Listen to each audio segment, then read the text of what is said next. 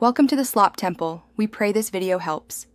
You begin by adding cards to your Amazon gift card wallet so funds are ready at checkout. Open the Amazon app or website and sign in. Once done, navigate to gift card balance, then redeem another gift card. You enter the code exactly as printed, hyphens and letters matter, and tap Redeem to deposit the amount.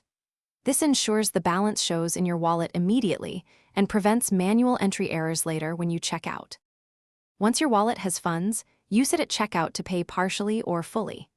At the payment method step, choose Use Your Amazon Balance so the system applies available wallet funds first. If the balance is insufficient, make sure to select a secondary payment method to cover the remainder. Amazon will split the payment automatically. Before placing the order, confirm the order summary shows the wallet deduction and the correct remaining charge, so you avoid unexpected charges or declines. To finish, manage your wallet and fix common issues quickly.